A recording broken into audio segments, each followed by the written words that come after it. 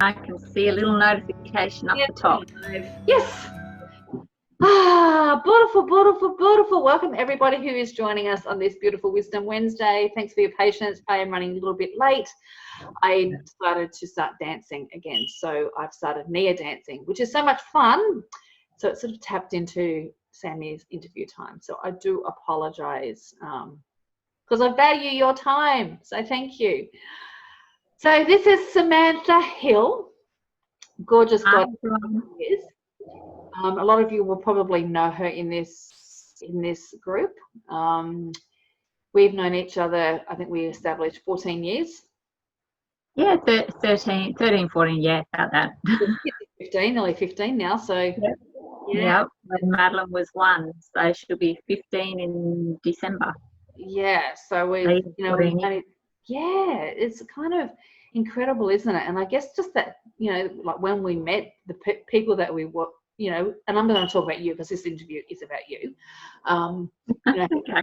No, but it's true though. Like it's true. I really want to honor you in this space because I just want to honor like you as, watching you grow, transform into the woman that you are today. And and I say woman because I think like when we met, we were girls. Does that make sense? Yeah. Yeah, so I think, really stepping into like that womanhood, that, trusting of self and doing that stuff that, doing your thing now. So I'm going to hand it over to Sammy because, I just want her to share what sort of ignited her path to where she is today. And if you could share as well, like the stuff that you had to overcome to be able to get to where you are as well. Because I think we can always talk about the fluffy stuff, but like to get to a space where you're offering what you do now, like there's been challenges amongst that. And I think they're really important for people who are listening to be able to, if they're in that space as well, that fear or whatever's coming up from them, that you are able to overcome. Yeah. Baby. Okay. Hi, everyone. As Sharon said, I'm Samantha. Where do I start? Okay. So maybe we could go back. So I've been a single mum now for 9.5 years, I'd say. And, that's being a mum in itself is, has its challenges. And when you have a partner or you don't have a partner. So for me, when I separated from my husband 9.5 years ago, I had some pretty big challenges, but it was a challenge that I accepted, obviously, with open arms. It was something that I felt like I would rather have been on my own than to have been in a marriage where I was unhappy. And I knew I was becoming very unhappy in my marriage. I didn't like the person I was becoming. So I decided to, call it. And it was fairly neutral, which was good. And then probably about, I think it was 18 months later, I was diagnosed with a thyroid tumour. And I am of the belief that the body has an innate intelligence and wisdom and can heal itself given the right tools and the right opportunity to heal itself. So when I was told that they wanted to remove the thyroid tumour and then possibly do radiation treatment afterwards, that freaked me out more than actually having the tumour itself. So because I know how, for a woman in particular, I mean, a thyroid tumour is important for all humans, but a thyroid is important, not a thyroid tumour. The thyroid is very important. I did. So the thyroid is important for everyone, particularly for women because we produce a lot of hormones from the thyroid as well. So I decided I was going to heal myself, and I went down that path. And I guess I started to see a kinesiologist for a while there, and I decided after a bit of time I was getting some really good results, so therefore I decided to study kinesiology. And I went on to study kinesiology because I wanted to help with my own healing, not to actually become a kinesiologist. But in doing the course, I therefore went, hang on a minute, I think this is what I'm actually meant to be doing. So how did the kinesiology support you in your healing journey? Well, I was able to, because being a single mum, I really couldn't afford to go to therapists and do all the things that a lot of other people would have been able to do and spend money on alternative treatments and things like that. So I did a lot of the healing myself using kinesiology. So I was able to help myself physically, mentally and emotionally and spiritually evolve as well, through muscle testing, through doing balances on myself. Throughout the 18 months that I was studying kinesiology, we would have study groups. So I had, my study buddies, and we would be doing balances on ourselves and each other. And so that's where I started my healing, through studying kinesiology. So I was able to muscle test what foods I needed. I was able to muscle test what nutrients I was lacking on a cellular level as well. I was able to find out what emotions and experiences that were blocking me from moving forward. So for me, the thyroid, the significance of a tumor on the thyroid is it's you've got your not your sacral chakra, your throat chakra, and your throat chakra is all about expressing yourself, speaking your truth. So for me in my marriage, I really wasn't able to, towards the end, speak my truth. I kept saying, one of the things that I said quite often, well, what's the point in me saying anything when you're not going to listen to me anyway? So all of what I wanted to say got trapped. So it was trapped in the throat chakra. And so therefore I wasn't speaking my truth. I was suppressing everything. I was swallowing all of his stuff, and it didn't matter what I said. So, and that's where, you get that spiral effect of unhappiness and not being true to yourself, and, just all the things that come with not speaking your truth and expressing yourself freely and openly and with honesty. So for me, I had to heal a lot of that. I had to heal a lot of my the issues that I had in my marriage with my husband at the time. So kinesiology was able to allow me to heal in that sense as well, not just physically, but emotionally and mentally. And there is still stuff that after 9.5 years, I've just last month, I've just, broken down another layer. So, and it's like, I just love kinesiology because it gets straight to the point. You when you connect in with a person's energy, like as a kinesiologist, if I was connecting to your energy, I would be able to find out what that priority emotion is that is stopping you from achieving a specific goal or something like that. So it's not a guessing game. It's I'm tapping into your... Explain kinesiology, so if people don't know what that is. Okay, so that maybe. Yeah, kinesiology is an alternative, I guess some people say alternative way of treating things. So kinesiology is a holistic approach to health and wellness. So we look at a person's wholeness, a whole person, rather than just the physical aspect of someone. So you might just the symptoms. So you're not going to just look at, for example, like the thyroid and just look at that. I'm not just going to look at the thyroid as a physical thing. I look at it emotionally, mentally, and spiritually. So we look at a person as a whole being, rather than just specific aspects of someone. So you can go see a chiropractor or a physiotherapist, and they're going to look at you physically. They're going to look at what injuries are going on, what's happening with you physically. Unless you see it as chiro. Unless you see it, we're chiropractor or something like that. Yeah, it's different. They're a bit different. And look, kinesiology was developed by chiropractors. 50 years ago. So it was done through muscle testing and finding out that's applied kinesiology.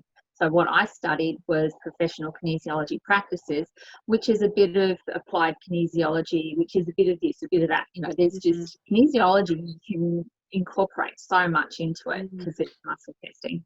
So if somebody came to you, what would they expect to receive from you?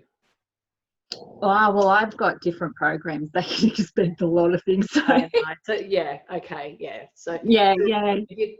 You're talking about muscle testing, so maybe explain that, because a lot of people may not know what that is in this group as well, like what that muscle testing is getting biofeedback from someone. So I'm using, for example, when I muscle test on myself, this is how I muscle test. So I might, if you're looking for a stress response or a yes no to a question, so I will ask my body, let's just say something simple. Something simple. I can't even think of something simple coming to my head right now. Is Sharon thirsty? Is Sharon thirsty? Do I need food right now? Yeah. Do I need, I might be craving something, but does my body really want to eat it? So what is it that I might want to eat an apple, but my body goes, no, you really need something else. Or, so I can muscle test that. So I'll just go on a yes, no, does my body want an apple right now? And this would be a yes, that would be a no. Yeah. So when my fingers release like that, I'm not doing it intentionally. What happens is when you ask a question, it sends a stress response to your brain, and your brain automatically releases the muscles. So it will hold strong or will hold weak. Yeah. If it holds weak, you're looking for a stress response. If it holds strong, then it's a solid yes. Yeah. So it's incredible. It spins me out. Kinesiology. It really does. I go, what? Really? Does that happen? Like it spins me out. Like when I've had it done myself, and it's like I ask that question. I'm like, yeah, and the next minute my hand's here, or I'm like, what happened there? Like that's not. How did that happen? Like it's kind of it's spinny. That's the way I like it. Because you in your mind you'd be like, yeah, I want an apple. But when I muscle test, your body goes, no, you don't actually want an apple. You want chocolate. No, I'm kidding. You don't want I know, I'm having juice. I'm having green juice. But that's the thing. If you're feeling really tired and you're like, oh, I need a coffee. I really need a coffee. I could muscle test on you and go, does Sharon need a coffee? And it might show up yes, right? Because you need some sort of energy boost. But if I go a bit deeper and I touch certain points on your body and then I retest, no, you don't want a coffee. You want something else. It might be a green juice. Yeah. But your body is just going, I just want a quick fix. I'll take anything. I don't care what it is. So if you ask the question, do I want a coffee? You could get a yes.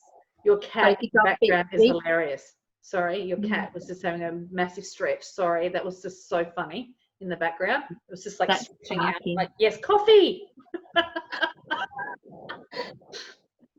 She was de-sexed last week, so she hasn't been leaving me alone. She's like hanging out with me all the time. Oh, wow. Yeah. Now, kinesiology, like I've so explain. So you've healed your tumor using kinesiology.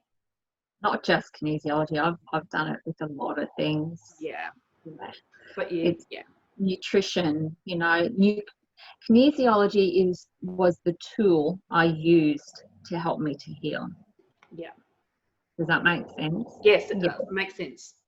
100%. So that's like your stop and go, isn't it? Kinesiology. Yes. This is going to be the next thing for you to support you. Yeah. No, that's not what you need, Samantha. This is what, the next thing. So that's that stop and go, that guide. So the guidepost, isn't it? Like the guidebook to healing. Yeah. It's just my tool. But in my kinesiology is the tool I use to look into my bag of tricks. Yeah. So in my bag of tricks, I'll have rekindled ancient wisdom. I'll have Australian bushflower essence. I'll have crystals. I'll have essential oils, essential oils. So there's a lot of things that I can use in my tool bag. And I use kinesiology to access my tool bag, if that makes sense. Yeah. Totally does. Yeah. So like kinesiology, I was able to grow and evolve and expand on my ability to heal, because I was able to break down all those limiting beliefs. I was able to evolve and expand my energy, all my chakras, and I was able to then start to learn how to channel. So I was channeling things as well. And so I was able to develop and grow my ability to heal through kinesiology. Not just heal myself, but I'm talking about healing other people as well. Yeah, giving them the power. Yeah, so my inner healing, my inner gifts and talents started to shine through. Started to grow and develop and evolve and become a lot stronger, because I was always doing the inner work on myself. I'm always wanting to improve and grow and develop and know more. And kinesiology was the tool right at the very start 8 years ago. And now, I have health and wellness programs. I have the Blissed Out Chakras program. And I use rekindled ancient wisdom. I now do sound healing through Tibetan singing bowls and light language and crystals and, all the spiritual. All the things, all the yummy stuff. So, I mean, like, to get to where you are, because, now you're really kind of developed in, your zone of genius. You're really stepped in to that, to your space, your healing space, and what you're offering to the world. And, like, did that come easily? Like, what so if you, because I know, like, a lot of people in this group, whether you're catching the replay or watching it live with us, I'm not sure, I can't see anybody comment. Sometimes this works, sometimes it doesn't, so I apologize if I can't see you. We'll come back to you at the end and reply. So I know you're there energetically, because I think, like, any time, isn't it, we're wanting to do something that has so much meaning. I think that's when it comes down to it. When things mean so much to you, it feels really uncomfortable to really, because it's on your heart, isn't it? It's not it's not just something, it's not just a random thing, but when you've got something on your heart that really you want to give to the world, there's a process, I feel. Yeah. There's a process. For me, it was going back to the throat chakra, and it wasn't just, the throat chakra is expression and communication, but it's also, for me, was about allowing myself to be seen. So I can talk to you and have a conversation with you and, all my friends and everything, but doing something like this, alive, going into a Zoom and talking about it, and knowing that there are heaps of people that will watch it or whatever, doing lives on Facebook, allowing myself to be seen and to talk on a live, that was, that's taken me years to heal that wound. So what do you think that was? What was that, I guess, that stumbling block? What was that? That was my marriage. When you get told for many, many years, I was in my marriage for 12 and a half years. When you get told all the time, you can't say that. What will people think? That's not right. A lot of society, isn't it? Yeah. Yeah, but when you get told, you're stupid. Why would you think that? Why would you say that? It's that constant criticism. When you're, okay, what's the point in saying anything? Yeah. That was many, many years of my marriage. So it's taken many, many years to break that all back down, to build my confidence back up, and to, you know, like I said, being a single mum, I've done this all on my own, because it's just not easy being a single mum. It's really not, when you don't have the support network around you. Like, you know, my ex-husband, he's not very good. Yeah. I don't want to put him down. It's not about that. But, you know, the truth be told, he's not the greatest when it comes to finance. So financially, I didn't have that support. You know, and I've just done it all myself. And until, you know, the last couple of years, where I decided, it wasn't that I decided, it was part of my healing and my growing, and allowing myself to be seen and to be able to ask for help, to actually, you know. Isn't that a huge one, Sammy? Like, truly, I think women, it's such a hard one to say, I need some help. Yeah. Strong women, like, you know, we're both strong women. Like, so I can really relate to that. There's that strong woman warrior in there, which is beautiful when it's used in the right space. But when we sacrifice asking for that help, and it doesn't serve us or anybody around us, does it? I mean, that's only my own experience. Yeah. And that's true. And like, just to throw something in there as well, is when, as a single mum, you tend to be a lot in your masculine energy. Oh yeah. So your divine feminine tends to just get pushed to the side a little bit, because as a single mum, you run around doing everything for the kids. You're making sure that they've got food, you're paying all the bills, you're doing everything. Yeah. And so when you've got your children to look after, and then you also have within you something that you want to put out into the world, and you've got gifts and talents and you want to share that, there's this challenge of getting the balance right. You know, I work another job. I've got my business here. I'm being a single mum. Then you've got the social life that you want to stay connected to your friends, because I'm a social person. I don't want to be on my own and be left on my own kind of thing. I love interacting and connecting with people. So there's the balance of all of those things. And so for me, my divine feminine, there was a part of me where I lost that connection to her. And me too. Like, me too. Like, I think, you know, I don't think it's not just single mums. I think, you know, women, you know, we are in the world that we live with today, we've got to be able to do it all. Like, whether you've got whether you've got a partner or not, we feel like we need to be doing it all, working the jobs, doing all the things. And especially if we can't receive from the man, if we can't lean into that masculine, you know, we become masculine too. And, you know, and I've spoken that, you know, that's been my journey too. I mean, I demasculized my husband, you know, over the years. I took his balls, you know, because I didn't feel safe, because of my own different kind of wounding, and that's another whole story. But so I held on to both, and lost my divine feminine in the process as well. And yeah, so I think a lot of people can relate to that too, where I feel 100%, and I'm not displacing what you're saying at all regarding being a single mum, because I think that's huge. There's nowhere to lean. There's nowhere to lean there whatsoever. So you have no choice either. But I think a lot of women pick up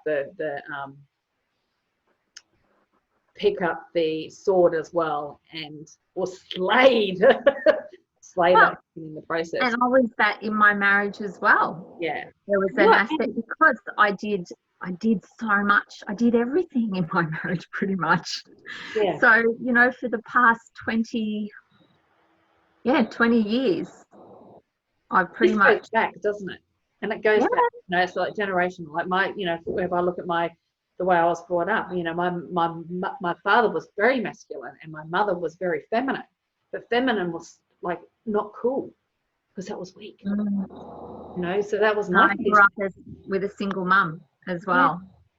So it's like breaking these habits, isn't it? So our kids can try and find a bit of balance as well, you know, in it. And our world doesn't need all men.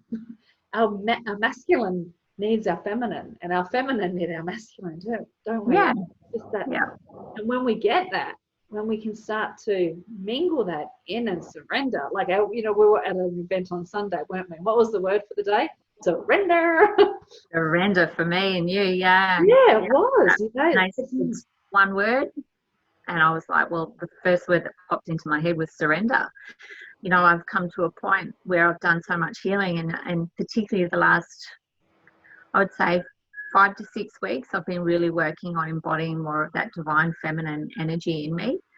Yeah. And, I've done a lot, and I really feel like, you can probably see, you can't really see, but I'm actually wearing more dresses, more flowy dresses, and just, putting makeup on, not because I want to cover myself, because I want to feel that divine feminine energy, that beauty, that self-love and stuff. So, wearing jewelry and dancing more in the house, and, having more baths and more connection to myself as well. More connection to, female friends. But, I'm putting oils on myself every day, and I've been doing some kinesiology balances on myself around embodying more of that divine feminine energy. Taking Australian bushflower essences as well to help on a vibrational level too. So the oils do the vibrational level as well. So I was placing I did a beautiful blend of ylang ylang rose. Oh, I love that. Myrrh and frankincense. Oh. And I was just rubbing that all over my belly, and into the belly button, because the belly button is our connection to our mother and our the wounding of our I was actually reading this the other day, and I know it's going off on a tangent, but no, I like tangents. They're the best.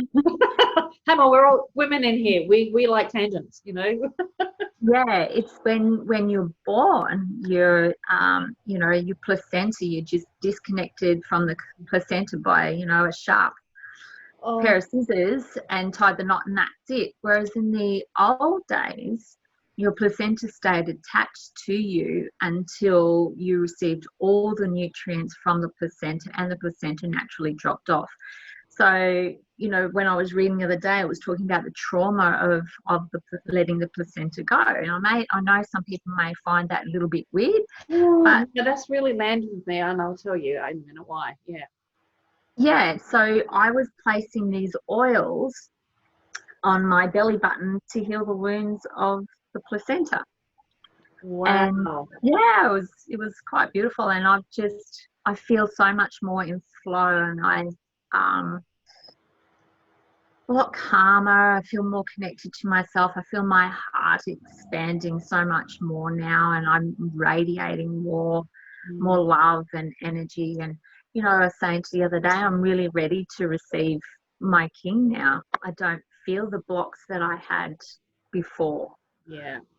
Those blocks really aren't there. I just feel so open and expansive and more in my divine feminine energy. You're definitely softer, like from a, just from like the feedback aspect. I can see a whole energy shift in you too. Like you're very much more grounded, you're more softer, you're more in flow, and I can feel that. I can feel that coming. Yeah. On a couple of occasions that we've met in person, and then just sitting here like talking to you right now, it's a beautiful. I love witnessing you. I love witnessing the growth in women, like the change in women, the transformation, softening into this beautiful, we are just beautiful creatures. And, and I have my own struggles, with all that, on myself. I can see it in you, and obviously, the reflection is all back in me and all that kind of stuff. And I don't want to go off the tangent and take that away. There might be another discussion for another day. Yeah, I think it will be. But yeah, going back to what you were saying about the belly button, because I cannot stand anyone touching my belly button. Yeah, maybe you need to do an essential oil blend. Yeah, I've never ever, like when you said that, being adopted, I mean, there's a whole disconnect and a whole different story there. But if anyone touches my belly button, like I feel like I want to vomit. Like, Wow. I've got quite an innie, innie belly I button. got a big innie. Yeah, so like going in, like I'm sitting here touching it, and I'm like, ugh. And that could be, you know, a lot of my disconnect, you know, around weight as well, like in that area, because I can't. Yeah.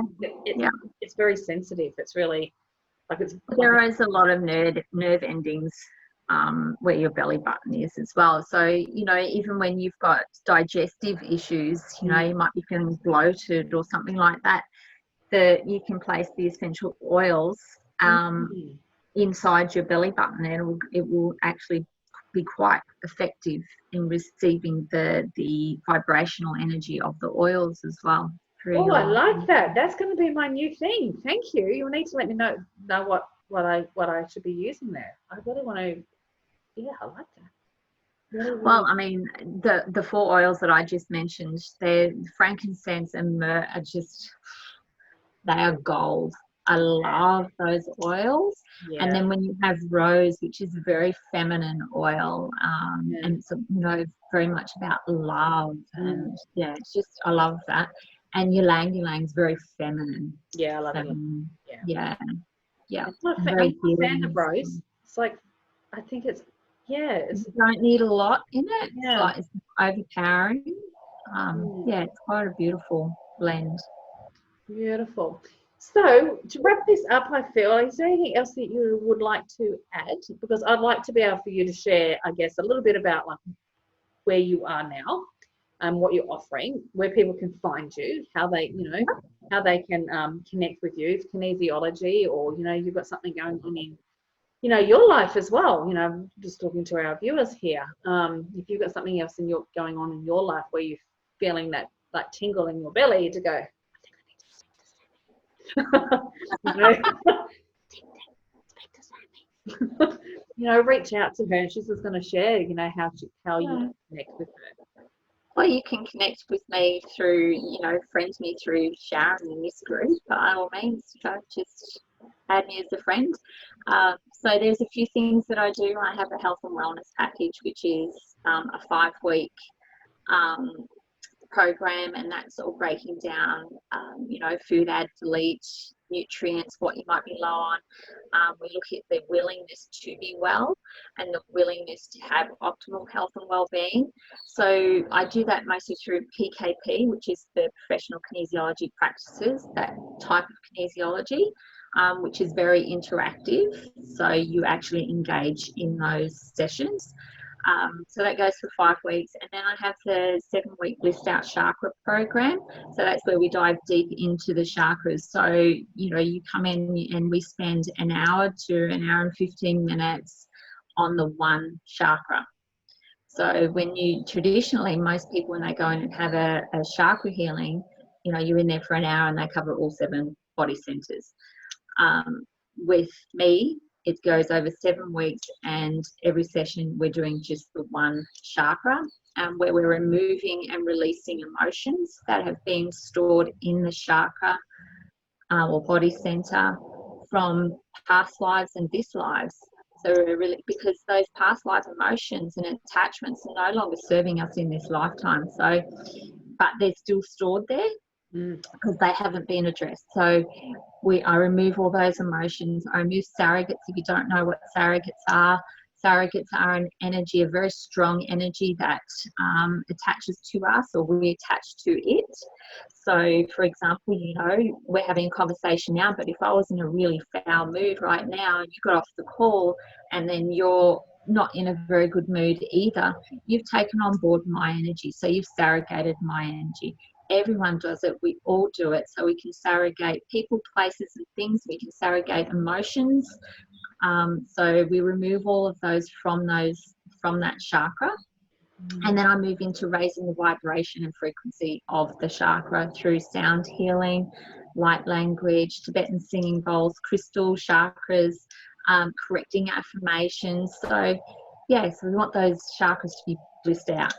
So that goes for 7 weeks, and it's all about embodying more happiness, more abundance into your life, and just letting go of the stuff that no longer serves you, that has been stored in your energy centers from this life, from traumas and past life traumas as well. So that's my favourite thing to do at the moment, and I'm just getting amazing results with the Blissed Out Chakra program. And then I have Rekindled Ancient Wisdom, which I also... There you go. For me, so I was just deleting the call. So yeah, Rekindled Ancient Wisdom is just it's another style of kinesiology that I do, and I can do that remotely. And it's the same with the Blissed Out Chakra programs. I do those remotely. So I have clients all around Australia. Where I do those. Yeah.